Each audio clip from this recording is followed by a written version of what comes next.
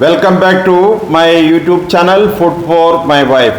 പാചകക്കലയുടെ നിറക്കൂട്ട് നിങ്ങൾക്കായി നിങ്ങളുടെ സ്വന്തം സുരേഷ നാടൻ അവതരിപ്പിക്കുന്നു. വരൂ. അപ്പോൾ ഇന്ന് ഞാൻ ഇവിടെ ഉണ്ടാക്കുന്നത് ചോച്ചോ, ഒരു വെജിറ്റബിൾ ഡിഷാണ്. ബാംഗ്ലൂർ ബ്രിഞ്ചൽ എന്നറിയപ്പെടും, തമിഴിൽ ഇതിന് സീമ കത്രിക്ക എന്നറിയപ്പെടും, ഹിന്ദിയിൽ വന്നിട്ട് സ്കോച്ച് എന്നറിയപ്പെടും. വീഡിയോ നിങ്ങൾക്ക് ഇഷ്ടപ്പെട്ടു കഴിഞ്ഞാൽ തീർച്ചയായും നിങ്ങളെ വിലയേറിയ അഭിപ്രായങ്ങൾ അറിയിക്കുക. ആദ്യമായി കാണുന്ന സുഹൃത്തുക്കൾ എവിടെയെല്ലാം ചുവന്ന അക്ഷരങ്ങളുണ്ടോ അതിനെല്ലാം ചവിട്ടി മെതിച്ചുകൊണ്ട് മണിയടിച്ച് കയറി വരൂ. അപ്പോൾ ഞാനിടുന്ന പുതിയ റെസിപ്പികൾ നിങ്ങളുടെ മുന്നിൽ എത്തുന്നതായിരിക്കും. സമയങ്ങളാതെ നേരെ നമുക്ക് ചോ ചോ റെസിപ്പി എങ്ങനെയാണെന്ന് കാണാം. വരൂ.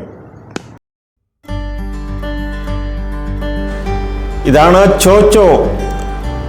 ബാംഗ്ലൂർ ബ്രിഞ്ചൽ എന്നറിയപ്പെടും, തമിഴിൽ വന്നിട്ട് സീമ കത്രിക്ക എന്നറിയപ്പെടും, ഹിന്ദിയിൽ സ്കോച്ച് എന്നറിയപ്പെടും. അപ്പം നമുക്കിതിൻ്റെ റെസിപ്പി എങ്ങനെയാണെന്ന് നോക്കാം. ആദ്യമായിട്ട് ഇതിൻ്റെ തൊലി എടുത്ത് കളയണം. ഞാൻ ഇവിടെ 2 എണ്ണമാണ് എടുത്തിരിക്കുന്നത്.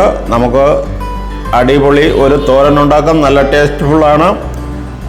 ആദ്യം ഇതിൻ്റെ തൊലിയെല്ലാം ഒന്ന് എടുത്ത് കളഞ്ഞ ശേഷം എങ്ങനെയാണെന്ന് നമുക്ക് നോക്കാം. ഇതിൻ്റെ അകത്ത് ഒരു അരിയുണ്ട്, അത് നമ്മൾ എടുത്ത് കളയണം. ഇതാ കണ്ടിട്ടില്ലേ, ഇത് നല്ലപോലെ എടുത്ത് കളഞ്ഞ ശേഷം വൃത്തിയാക്കി തൊലി എടുത്തിട്ട് നമുക്ക് കഴുകി ഒരു 2-3 വെള്ളത്തിൽ കഴുകിയെടുക്കുക. അതിനുശേഷം ഇതേപോലെ ചതുരത്തിന് ക്യൂബ് മോഡലിൽ കട്ട് ചെയ്തെടുക്കണം. ഇതിന് നല്ല ജലാംശമുണ്ട്, അതുകൊണ്ട് കൂടുതൽ വെള്ളമൊന്നും ഇതിൽ ചേർക്കേണ്ട കാര്യമില്ല, പെട്ടെന്ന് വെന്ത് കിട്ടും.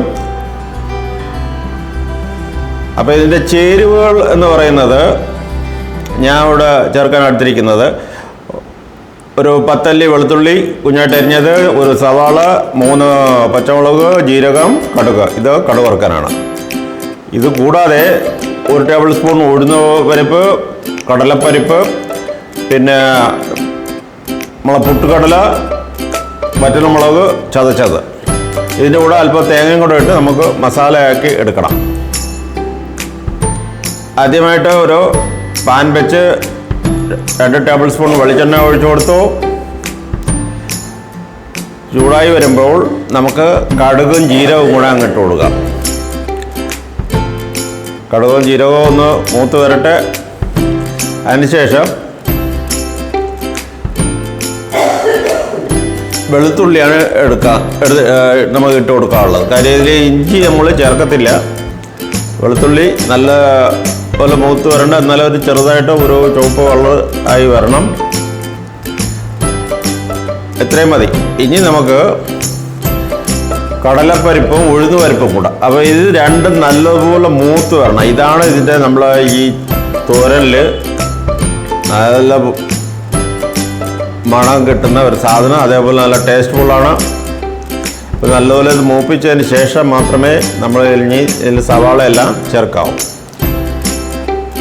മൂത്ത് വന്നു. അപ്പം നമുക്ക് ഇനി പച്ചമുളക് ചേർത്ത് കൊടുക്കാം.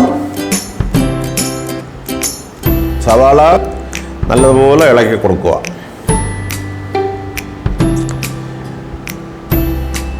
അത് പെട്ടെന്ന് വെന്ത് വരാൻ അല്പം ഉപ്പ് നമ്മൾ ചേർത്ത് കൊടുക്കാം.